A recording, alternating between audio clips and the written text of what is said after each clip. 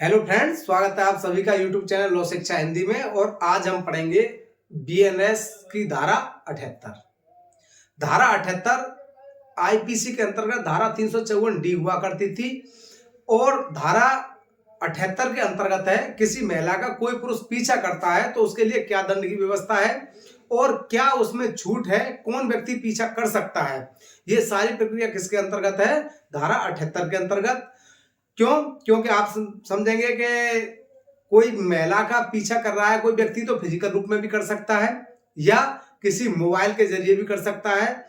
किसी मोबाइल से, जैसे कि व्हाट्सएप से पीछा कर रहा है किसी का, या ईमेल के माध्यम से पीछा कर रहा है। कभी उसकी अनिच्छा जाहिर करने के बाद में भी बार बार उस पर ईमेल करता है या व्हाट्सएप पे मैसेज करता है, तो इसके अंतर्गत क्या आता है? ये पीछा करने के अंतर्गत ही आता है। कोई अन्योन्य क्रिया करने के लिए उसके साथ में और उसकी इच्छा के विरुद्ध ऐसा कोई कार्य करता है, कोई भी पुरुष किसी महिला के साथ में ऐसा करने के लिए करता है, तो इसमें धारा 78 लागू होती है। तो आइए समझते हैं धारा 78 को विस्तार पूर्वक। धारा 78 पीछा करना, इसमें क्या स्टॉकिंग इसे बोलेंगे हम। स्टॉकिंग करस्पॉन्डिंग सेक्शन कौन सा? 354 डी आईपीसी है। इसमें क्या दिया? ऐसा कोई पुरुष जो धारा हमारी 77 थी, 77 के अंतर्गत आया था। ऐसा कोई व्यक्ति, तो कोई व्यक्ति के अंतर्गत तो सभी आ गए, ट्रांसजेंडर भी आ गया, महिला भी आ गई और पुरुष भी आ गया। परंतु इसमें क्या दिया गया है? ऐसा कोई पुरुष, स्पष्ट किया गया है। ये केवल धारा किस पे लागू होती है? केवल पुरुष पे लागू होती है, ना कि किसी महिला या ट्रांसजेंडर पर लागू होती है। तो ऐसा कोई पुरुष जो क्या करता है, तो इसका फर्स्ट पार्ट क्या कहता है? किसी महिला का उससे व्यक्तिगत अन्योन्य क्रिया को आगे बढ़ाने के लिए उस महिला द्वारा स्पष्ट रूप से अनिच्छा, उसके द्वारा महिला द्वारा अनिच्छा उपदर्शित किए जाने के बावजूद भी बार बार पीछा करता है, बार बार उसका पीछा करता है और संस्पर्श करता है या संस्पर्श करने का प्रयत्न करता है। संस्पर्श से मतलब हो गया ये कांटेक्ट करने के लिए, कांटेक्ट करता है। तो ये था। और इसका ये तो क्या हो गया? फिजिकल रूप में। फर्स्ट पार्ट क्या होगा? फिजिकल रूप में ऐसा करता है, सामने है और उसका पीछा करता है, ये करता है। लेकिन इसके अलावा अन्य तरह से कैसे पीछा कर सकता है कि किसी, सेकंड पार्ट कहता है किसी महिला द्वारा इंटरनेट, ईमेल या किसी अन्य प्रारूप की इलेक्ट्रॉनिक संसूचना का प्रयोग किए जाने को मॉनिटर करता है।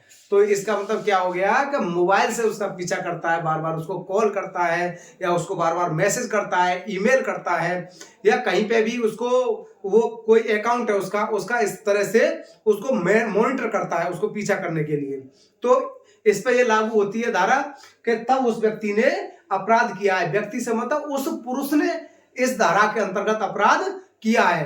परंतु इस धारा के अंतर्गत छूट कहां प्रदान की गई है कि कहां पर किसी भी उस महिला का पीछा किया जा सकता है, तो उसको समझेंगे इसके नेक्स्ट पार्ट में।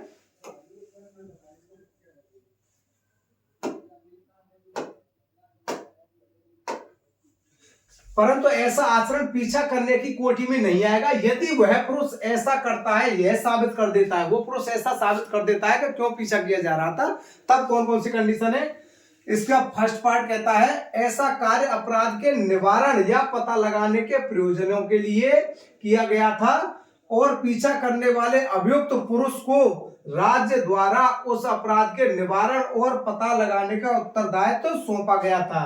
तो इसका मतलब क्या हो गया? मान लो कोई भी सर्विलांस सेल में है, पुलिस में है, और वो किसी महिला को मॉनिटर कर रहा है, उसे किसी अपराध का पता लगाने के लिए ऐसा उत्तरदायित्व तो सौंपा गया था कि आप इसके अकाउंट को देखिए और या मॉनिटर करिए, तब उसको इस कार्य के लिए छूट है, तो वो कर सकता है। इसके अलावा और कौन है? ऐसा कार्य किसी विधि के अधीन किया गया है या किसी विधि के अधीन किसी व्यक्ति द्वारा आरोपित किसी शर्त या अपेक्षा का पालन करने के लिए किया गया है। इसका थर्ड पॉइंट कहता है विशिष्ट परिस्थितियों में ऐसा आचरण युक्त और न्यायोचित था उस कंडीशन में। तो कब कब पीछा किया जा सकता है? एक तो हो गया, सबसे पहला आ गया कि उसको ऐसा कार्य सौंपा गया है और किसी अपराध का पता लगाने के लिए किया गया है। सेकंड हो गया वो किसी विधि के अनुकूल था, तब विधि द्वारा ऐसा करना था। तीसरी कंडीशन हो गई विशिष्ट परिस्थितियों में ऐसा आचरण युक्त और न्यायोचित है। इन कंडीशन में उसका पीछा किया जा सकता है। अब इसमें बात आई दंड की। दंड की क्या व्यवस्था है? तो इसके सेकंड क्लॉज है। सेकंड क्लॉज कहता है जो कोई पीछा करने का अपराध कारित करता है तो तो प्रथम दोष सिद्धि पर दोनों में से किसी बात के कारावास की जिसकी अवधि कितनी हो सकेगी, 3 वर्ष तक की हो सकेगी, दंडित किया जाएगा, प्लस जुर्माने का भी दायी होगा। 3 वर्ष प्लस जुर्माना। और पश्चातवर्ती पे मतलब द्वितीय पश्चातवर्ती से मतलब हो गया पूर्व में दोष सिद्ध किया गया इस धारा के अंतर्गत, फिर ऐसा अपराध करता है तो उसकी कंडीशन में दोनों भांति का कारावास जिसकी अवधि कितनी हो सकेगी, 5 वर्ष तक की हो सकेगी, प्लस जुर्माना। पश्चातवर्ती के लिए कितना हो गया, 5 वर्ष प्लस जुर्माना। अपराध कैसा होगा, अपराध संज्ञेय होगा, अजमानती होगा और कोई भी मजिस्ट्रेट किसी भी मजिस्ट्रेट द्वारा ये विचारणीय होगा। तो ये थी हमारी धारा 78। अगर धारा समझ में आई हो, वीडियो पसंद आया हो तो चैनल को लाइक करें, सब्सक्राइब करें। Thank you.